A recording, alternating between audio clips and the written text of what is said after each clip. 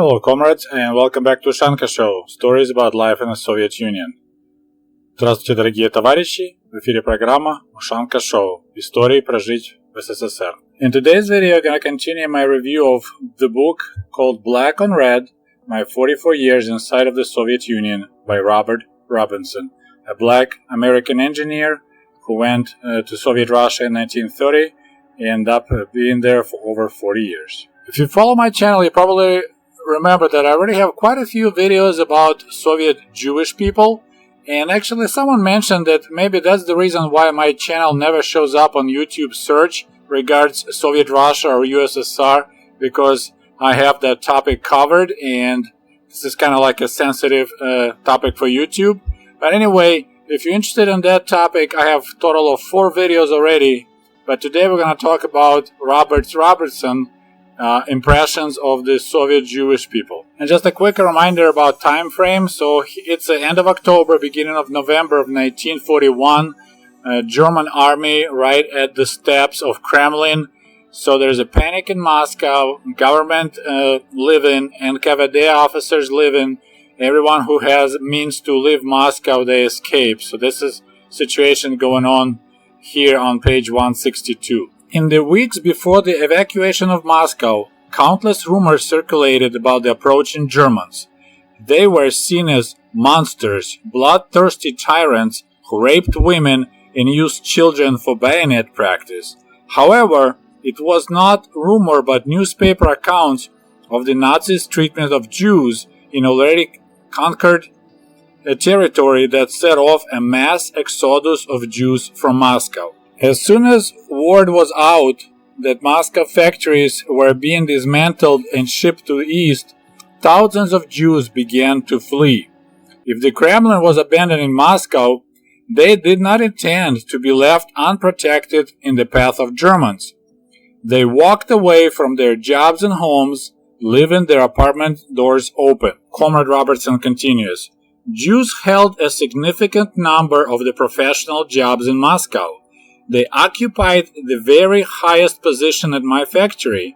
In fact, at times, both the chief engineer and the head administrator were Jewish. As far as I knew, only 4 Jews were regular workers in my factory, while hundreds of others held managerial positions. Many of the leading journalists, numerous high-ranking officials at the Ministry of Foreign Affairs, and the majority of physicians, professors, teachers, jurists, economic planners, and finance managers were Jewish. So here he is talking about 1941, but same trend continued through the years. And back when I was, in school, it was pretty much every time there'll be a doctor, probably be Jewish. There's specific professions that the Jewish people prefer to do. And I remember even I told you that the joke that was quite like bitter humor that somebody asked a Jewish person to help and grab the shovel because they were doing this Saturday subotnik, so everyone works for free cleaning the area around the factory. And this Jewish engineer said, well, do you have a shovel that has a little motor, engine with it? And they're like, where did you see a shovel with the engine? And the Jewish guy replied, well, where did you see a Jewish person with the shovel? So this is kind of exactly what Comrade Robertson is talking about. Same. They preferred managerial positions. He had only 4 regular workers at the factory. The rest were managers. Then Robertson continues, as we drove towards Gorky, we saw those thousands and thousands of Jews who had been unable to make rail connections and flooding the roads. As a result of this exodus, the Jews quickly came to be resented by other Russians who accused them of abandoning Moscow rather than staying behind and resisting the Germans. After the exodus of Moscow Jews in 1941, I frequently heard anti-Semitic remarks, whereas in my previous 11 years in the Soviet Union, I had never heard even one. Okay, so we continue with our story. So Mr. Robinson also got evacuated with his factory, and he found himself in Kuybyshev, Novosibirsk region, which about 2,000 miles east from Moscow, so it's way in Siberia. So it's a super cold climate in the winter, and it's quite hot in the summer. That's so-called extreme continental climate. So that's where he is right now. In the middle of the winter, he's in Kuibyshev, Siberia. So back to Robinson. Most people in Kuibyshev had never seen a black person, which is what probably caused the guards sudden suspicion. So he got trouble with some guards. They said, during the next 2 months, going to and from work in the midst of severe winter gave me some idea of how the German army must have felt. He said that pretty much he winced with each breath because the frigid cold air was penetrating his lungs, even if he kept his mouth closed. So he developed a steadily rising fever and got really, really sick. So here I'm gonna read about his visit to a local doctor, and I want to apologize in advance. I laughed so hard at this episode. Mr. Robinson got his feelings hurt, but as a former Soviet, what happened there, it was so Soviet, and a guy actually wasn't joking when I read what he said, and that's just this whole mentality. And when you see a black person, I'm sorry, I was laughing so hard. I was wiping my tears off, and when I told my wife about it, she's an American, she was like, "You're an asshole." Okay, so back to Comrade Robinson. Pointing to her stool, the doctor commanded, "Sit down." I did as he said, and then he ordered me to stick out my tongue. He examined my tongue with the light from the small lamp and said, "Cough." I forced a cough which hurt. The doctor turned off his lamp and said, "Seriously, if you don't leave this place in another 10 or 12 days, you will never be able to chase zebras again." Had I had the strength, I would have stormed out his office. Zebras, I thought to myself. The only place I've ever seen zebras is in the book. So, here we go. This is just like Soviet mentality. If you're black, you're from Africa. And if you're black from Africa, that's probably what you do in your spare time. You chase zebras. So this doctor, like, totally seriously tells Robert Robertson, you need to run away from this Siberian town, from this weather, otherwise you will never be able to chase zebras again. His next story matched my stories about how Soviet people are pretty easy about doing some little petty crimes, like if something is not supervised, somebody doesn't keep an eye on his stuff, it's quite easy, will disappear, and doesn't need to be a professional criminal who does it. So here goes. There is a story on a train. So according to the paperwork he got from a doctor, they allow him to leave Kuibyshev and go south so he can recover his health. He's finally managed to get on a train, and there was just trouble getting his stuff on it. So he finally got to his place on the train. I put the heavier bag of food on a hook above my seat and then looked around to see if I could slide my trunk down to the aisle where I would be seated. So he left his bag with food on a hook and he was running around the train car trying to get his other stuff located. It felt good to be leaving Kuibyshev. Now that I was safely in my seat and with the train about to pull out of the station, I could relax a little bit. I decided I would eat one of the aunt's Olga rolls, so the lady, his neighbor, gave him some food. And only then did I notice that the bag that I had placed on the hook was gone. I checked the floor, the seats across from me, and stood up and asked people around me if they had seen it. No one had. It was gone. Stolen. So there's a passenger sitting right there. He hung the bag. He saw people sitting around, and when he came back, bag is gone and no one's seen. So it's pretty ugly. And I was like, he is so naive. He spent in the Soviet Union almost 10 years, and he's still kind of just like, I'm just gonna leave my stuff here because I got other stuff to do. Especially on the train, you don't leave your stuff unsupervised. Even during the good Soviet days in the 80s, when I traveled, we like always kept an eye on our stuff on the train, because you never know. It could be gypsies walking through, or some other people, so you need to watch your stuff, and he didn't.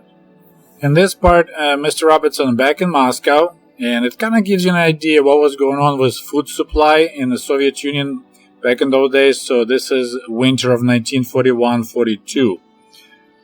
So after the meal, I rushed off to the factory to get my bread card, хлебная карточка. So you couldn't purchase bread, you can only get it with your bread card, which entitled me to my daily ration of 600 grams, which is 21 ounces of black bread a day. When I went to the store for bread, so you get a card at place of your work, and then you go to the store to get your bread, and then they clip off your card, I was shocked to see that the only other food available was potatoes, and that a sack cost, so a bag of potatoes cost 900 rubles, the equivalent of $180. And, back in those days, $180 was a huge amount of money. At the time, I was making 1,100 rubles a month.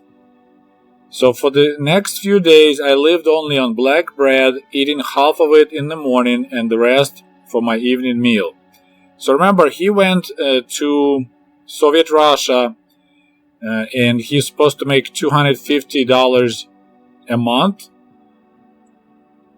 It's engineer salary. I think we calculated, I forgot already, it's like $3,000 a month. Modern money, and a bag of potatoes was, I would say, close to $2,000 modern money.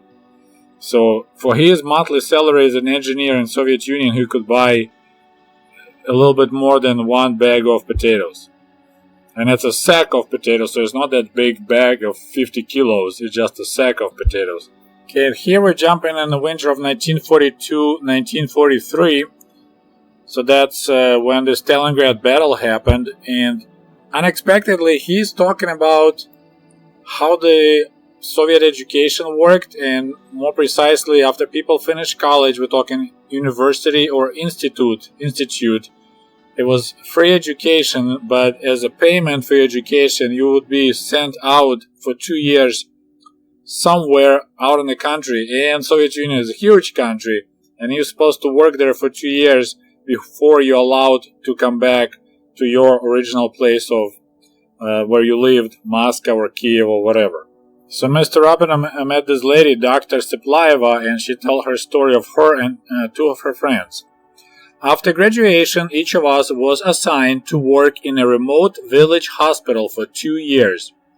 Following this assignment, anyone who had lived in Moscow previously was only allowed to return if she had adequate living space available, which was written into one's passport. So your Soviet passport had actual information how much living space you had.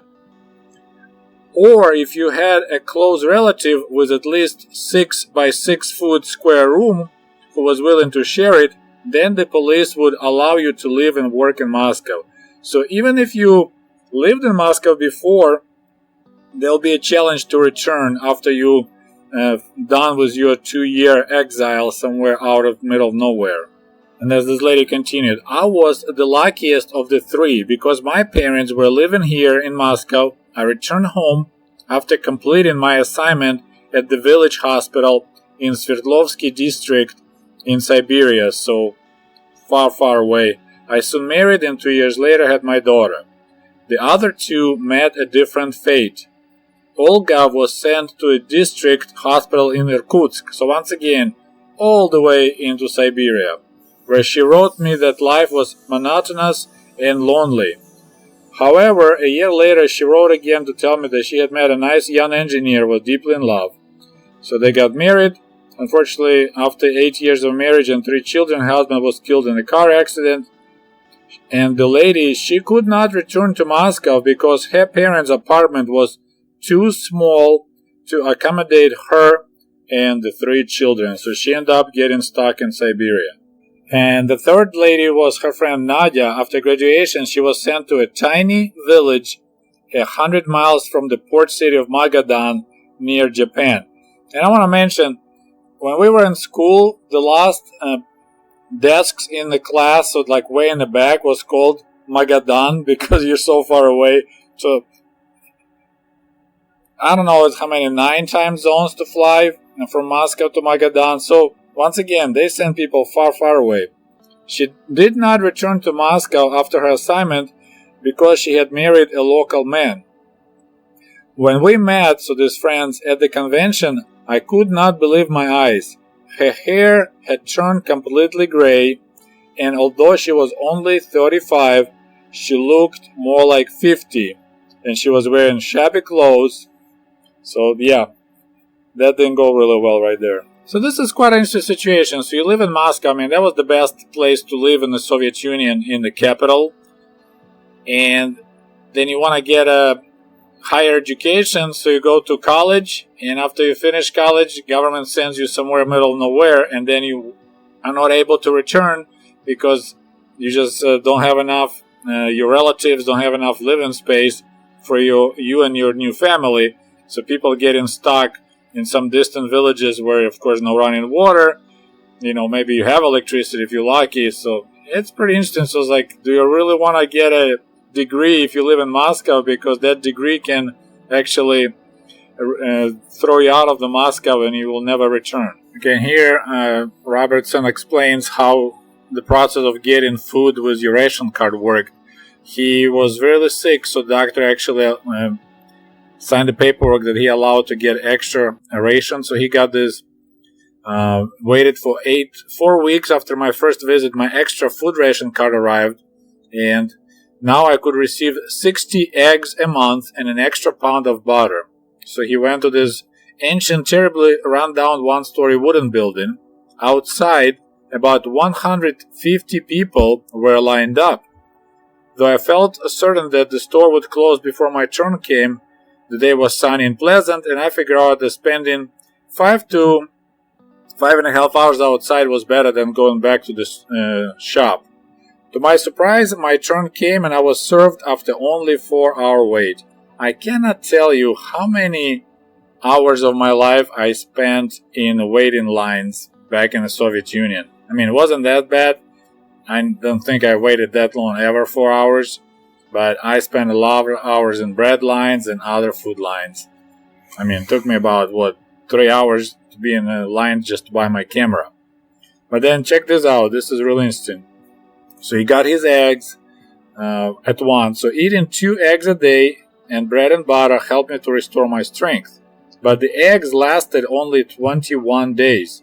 18 of them spoiled. And on the 24th day, the butter had become rancid. I did not know anyone who had a refrigerator. It's interesting to find out about the United States back in 1941-42. This is Moscow, capital of the Soviet Union, and the guy doesn't know anyone who owned a refrigerator back in those days. So during the summer months, I kept the butter and eggs in bowl with cold water to stave off the spoilage. And we continue the topic of the food in the Soviet Union during the war and petty crimes once again. So Mr. Robertson continues here. Unfortunately, when winter came, I could no longer pick up my extra food. Standing 4 or 5 hours in the cold would have killed me. Even he's back to Moscow, still Moscow is really cold in the winter. At first I tried having some of my fellow workers collect my food. But I soon learned this was a foolhardy idea. The first person came back with only 5 eggs, claiming that the others had broken when she fell. So he's supposed to get 60 eggs. She brought only 5, claiming that other got broken. She said the butter was crushed in the fall also, and she had to throw it away. I mean, this is crazy, right? I mean, at least say, okay, I'll do it for you, but, can you give me some butter, some eggs? So, and like at least half of it, take, but most of it, she took all the butter and 55 eggs and brought the guy only 5 eggs. The first day, she claimed that she had felt the packages, she left packages at the second person I tried never brought me a thing. Even better. The first day, she claimed that she left packages at home. The next day, she said her friend had taken most of the food and she was too embarrassed to bring me a pitiful few things that remained. Both people promised to return the money I had given them to purchase the food. but I never received back even a kopeck. Okay, so you still buy a food, but you can't buy it at all without the ration card. So he gave the money, he gave the card, and got nothing. And of course, I can't blame those people. That woman probably has a couple of hungry kids at home, and here she carrying this 60 eggs for some black American that she thinks he doesn't deserve it. So she just like, okay, I'll give him 5, and the rest will be wink wink broken. So, but still, it's pretty bad. Alright, so it looks like it's a good spot to stop right here. I hope you enjoyed the video, maybe learned something new. I definitely learned a lot from this book. Definitely, Robert Robinson had a hard life, but because of his experience, we can learn something about life in the Soviet Union during the World War II. Thank you so much for watching. We'll talk to you soon. До свидания. Goodbye.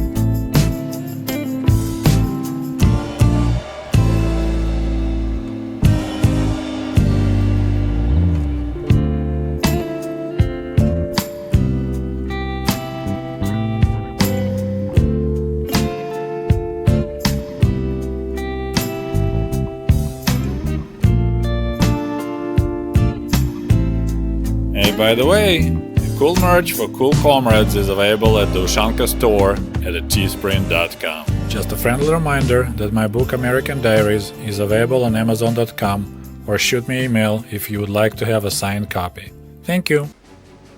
And if you love my channel and would like to show your support, please click on the link below this video and become the patron of the Ushanka Show. For as little as $1, you can help us grow and create the new, interesting videos about the life in Soviet Union.